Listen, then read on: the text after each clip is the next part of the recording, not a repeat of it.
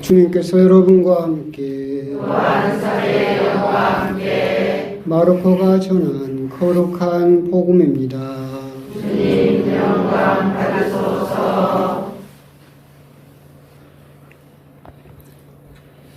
예수님께서 안식일에 밀밭 사이를 질러가시게 되었다.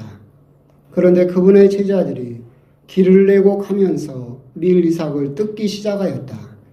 바리사이들이 예수님께 말하였다. 보십시오. 저들은 어째서 안식일에 해서는 안 되는 일을 합니까? 그러자 예수님께서 그들에게 말씀하셨다. 다윗과 그 일행이 먹을 것이 없어 배가 고팠을 때 다윗이 어떻게 하였는지 너희는 읽어본 적이 없느냐? 에브야타르 대사제 때에 그가 하느님의 집에 들어가 사제가 아니면 먹어서는 안 되는 제사빵을 먹고 함께 있는 이들에게도 주지 않았느냐? 이어서 그들에게 말씀하셨다. 안식일이 사람을 위하여 생긴 것이지 사람이 안식일을 위하여 생긴 것이 아니다. 그러므로 사람의 아들은 또한 안식일의 주인이다. 주님의 말씀입니다. 그리스도님 참여합니다. 참여해 주님. 오늘은 레조가 있어서 많이 나오신 건가요? 네. 이제 신부님들이 이제 강론 잘하는 신부님들이 계시는데 신부님들이 강론 잘한다는 소리를 들으려면 세 가지 중에 한 가지만 하면 됩니다. 강론의 첫 번째 내용이 있으면 됩니다. 좋은 내용이 있으면 강론 잘한다고 그러죠. 두 번째는 재미가 있으면 됩니다. 황창현 신부님처럼 막 강론이 재밌으면 강론 잘한다고 그러죠. 세 번째는 이도저도 못하겠으면 짧으면 됩니다. 그러면 이제 신자분들이 미사 끝나고 나가면서 그래요. 뭐라고 했는지는 모르겠는데 짧아서 좋다 칭찬을 했습니다. 저도 젊었을 때는 강론 잘한다는 소리를 좀 들었습니다. 짧았습니다.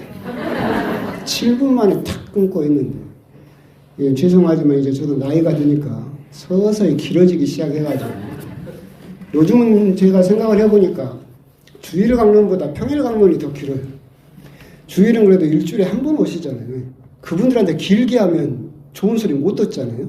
근데 평일 미사는 이제 조금 살다 보면 매일 보던 분들이니까 조금 더 자세하게 이제 설명하고 싶고 조금 더 자세하게 가르쳐 드리고 싶다 보니까 평일 미사가 좀 길어지는 경향이 있더라.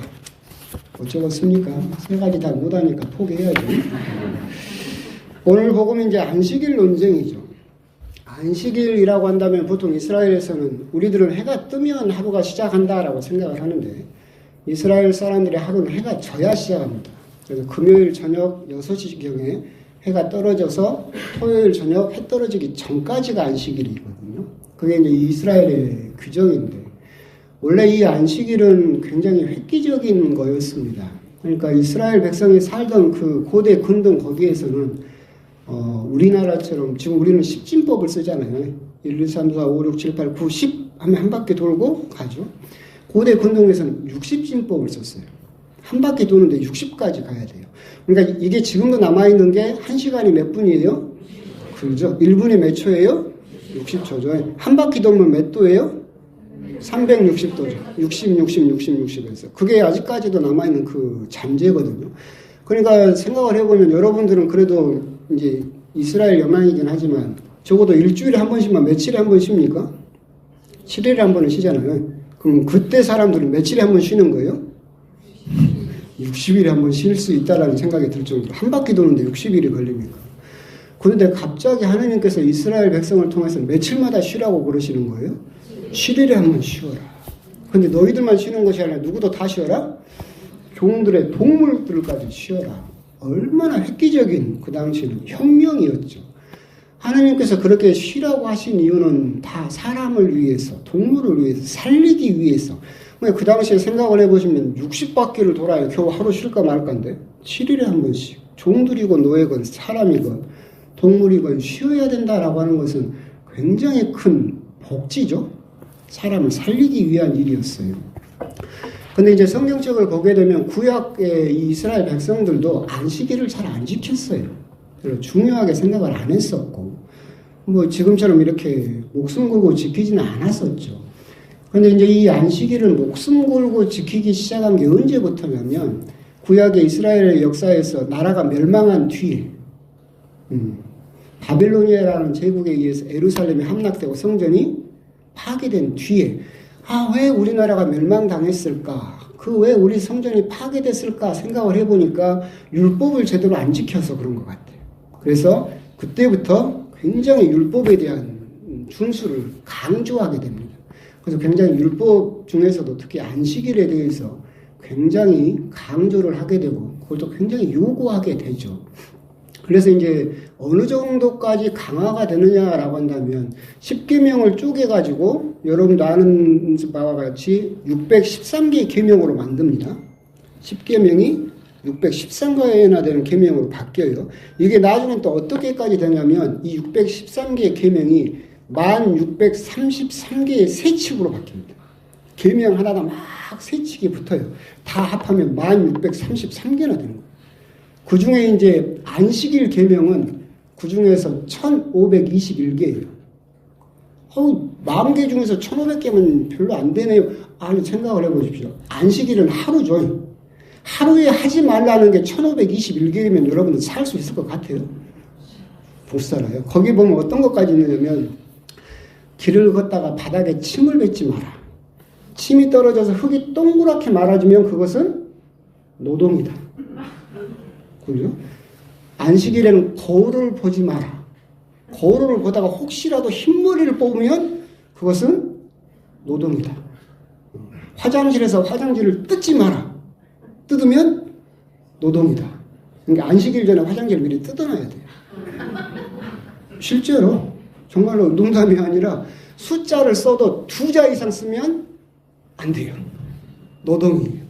그러니까 실제로 이제 여러분들이 이스라엘 이렇게 성지순례 가면 이렇게 호텔 가면 엘리베이터가 2개가 있어요. 일반인 관광객용이 있고 이스라엘 사람들 용이 있어요. 근데 안식일이 되면 이스라엘 사람들은 여기를 안 타요. 왜 안 타냐면 모든 엘리베이터가 층마다 다 서요. 왜 그러냐면 이 단추를 누르는 것도 노동이에요. 그러니까 단추를 아예 못 누르게 이스라엘 사람들이 타는 엘리베이터는 층마다 다 서요. 근데 이제 관광객들은 타서 자기가 내리고 싶은 층에 누르잖아요. 이스라엘 사람이 여기 타. 하고 자기는 못 누르고 관광객한테 14층 눌러주세요. 어디 타. 그 정도로 안식일을 그렇게. 그러니까 안식일이 중요하다라고 생각을 해버리니까 여기에 대한 세칙을 하루에 하지 마라라는 규칙이 1521개나 돼버린 거예요. 침도 못 뱉고 흰머리도 못 뽑고 뭐 그날에 암탉이 달걀을 낳으면 먹으면 안 돼요. 암탉이 노동해서 알을 낳잖아. 그 정도로 막 너무나 사소한 것들이 그렇게 세칙이 있어버리는 거죠.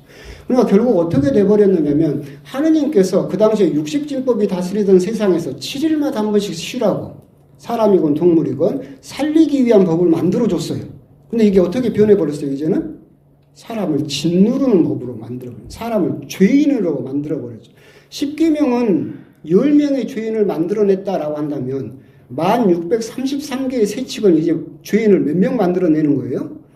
1633명을 만들어내는 거예요. 사람을 살리는 법이 이제 죽이는 법이 되어버렸죠. 그걸 예수님께서도 꾸중하시는 거예요. 오늘 행위에서 제자들이 한 행위는 밀리삭을 뜯어먹었다고 하는데 밀리삭을 뜯는 행위는 그 세칙에 보면 추수예요. 금지되어 있어요. 이걸 비비는 것은 탈곡이죠. 그렇죠? 그게 그러잖아요. 이게 다 그 안식일법의 위반 사항이에요. 그러니까 율법 교사들이 보면 세상에 침도 못 뱉는 세상에서 추수를 하고 탈곡을 해갖고 먹었잖아요. 그러니까 이게 큰일 날 일인 거죠. 그렇게 해서 지적을 했지만 예수님께서는 그걸 원상으로 되돌리겠다라고 하는 거죠. 안식일이 왜 만들어졌느냐라고 한다면 사람을 살리려고 만들어 놨는데 너희들은 사람을 오히려 죽이고 있다라고 꾸중을 하고 계신 것이죠. 이게 소외 현상이에요. 소외 현상은 외롭다 그런 게 아니라 철학적으로는 소외 현상은 무슨 의미냐면 도구로 만들어진 것이 주인이 돼버리는 뒤집어지는 현상을 소외 현상이라고 부르거든요. 여러분들이 생각하기에 지금 우리의 대표적인 소외 현상이 뭐냐면 돈이죠. 돈은 원래 거래를 위해서 도구로 만들어졌죠. 근데 지금 현 시대는 주인이 누구예요? 돈이죠. 소외돼 버렸어요, 사람이. 스마트폰도 통화를 하고 뭐 이렇게 편하기 위해서 만들어놨죠. 근데 이제는 거꾸로 어떻게 돼 버렸어요? 스마트폰이 우리 주인이 돼 버렸죠. 스마트폰이 없으면 하루를 살 수 없을 정도로 뒤집어져 버렸던 거죠. 그런 것처럼 율법 역시도 원래는 살리기 위한 도구로 만들어져 있었는데 이제 주인이 돼 버렸다. 이걸 다시 원상복구 시켜야 된다라고 하는 것이 예수님의 말씀이죠. 형식이라고 하는 것이 없어서는 안 되겠지만, 물론 당연히 있어야겠지만, 거기에 너무 짓눌려 버리면 더 중요한 것을 놓쳐버린다. 사람을 놓쳐버린다라고 하는 거죠. 옛날에 제가 이제 용당동에 있을 때, 이제 그 일인데, 할아버지 한 분이 다리를 수술하셨어요. 그래가지고 앉을 수가 없어. 회복할 때까지. 미사를 이렇게 큰 성당에서 미사를 하는데 이분이 맨 앞에서 이제 서서 미사를 보시는 거예요. 앉을 수가 없으니까. 그리고 나서 이제 미사가 끝나니까 여러분 생각해도 어쩔 것 같아요? 신자들이 항의를 빗발치듯 하는 거예요. 왜 서 있느냐? 분심 들게 좀 앉으라 해라. 그래서 그 다음 미사 때 제가 설명을 드렸어요. 이분이 수술을 하셔서 다리가 편찮으셔서 서 계신다. 이해를 좀 해달라. 그랬더니 신자들이 또 항의를 하는 거예요. 그러면 뒤로 가라 해라. 왜 앞에 서가지고 분심 들게 하냐. 그래서 그 할아버지가 맨 앞에 서 있다가 맨 뒤로 쫓겨났어요. 근데 또 미사가 끝나니까 신자들이 또 항의를 하는 거예요. 그래서 그 할아버지가 어디까지 쫓겨났냐면 유아관까지 쫓겨났어요. 그죠? 그러니까 네가 기도하고 내 신앙생활이 중요하고 그런 것들에 자꾸 매달려 보니까 뭘 놓쳐버렸어요? 사람을 놓쳐버렸죠. 사랑을 잃어버린 거죠. 신앙생활을 한다라고 하면서 정작 다른 사람에 대한 애정이나 배려를 잊어버리게 되는 거죠. 우리 역시도 성당생활에서 신앙생활을 하면서 자칫 잘못하면 그런 일들이 많이 벌어질 수 있어요. 전례 규칙이 되었든 아니면 뭐 여러분들 레지오 하시니까 레지오 교본이 되었건 레지오 규칙이 되었건 이것만을 너무 중요하게 생각하고 여기에만 집착을 하게 되면 뭘 놓쳐버리는 거예요? 사람을 놓쳐버리는 수가 많이 있다. 이것을 예수님께서는 우리들에게 지적하고 계시는 것이고 정말 우리가 형식은 필요하고 원칙이라든가 법이라는 것은 지켜져야 되는 것은 맞지만 그 법을 지키고 원칙을 지키기 위해서 정작 살려야 될 사람, 그 법이 왜 있느냐, 그 규칙이 왜 있느냐를 생각하지 않고 그 법에만 너무 집중을 하게 되면 하느님께서 구원하시려고 했던 하느님의 자녀를 내가 내쳐버리는 그런 결과를 가져올 수 있다. 오늘 복음을 통해서 그런 부분 한번 곰곰이 묵상하시면서 예수님께서 결국 이 세상에 오셔서 당신의 피를 흘리시면서 우리들에게 다가오신 것은 나를 구원하시기 위한 것이지 율법을 구원하려고 오신 것은 아니다 라고 하는 걸 생각하셔서 여러분들 성당 생활이나 레지오 생활이나 하시면서 더 중요한 것이 무엇인가, 예수님께서 사랑하시는 것이 무엇인가, 이런 것들을 항상 염두에 두고 배려할 수 있어야 된다라고 하는 것, 그런 점에 대해서 한번 곰곰이 또 묵상을 해보셨으면 좋겠습니다. 아멘.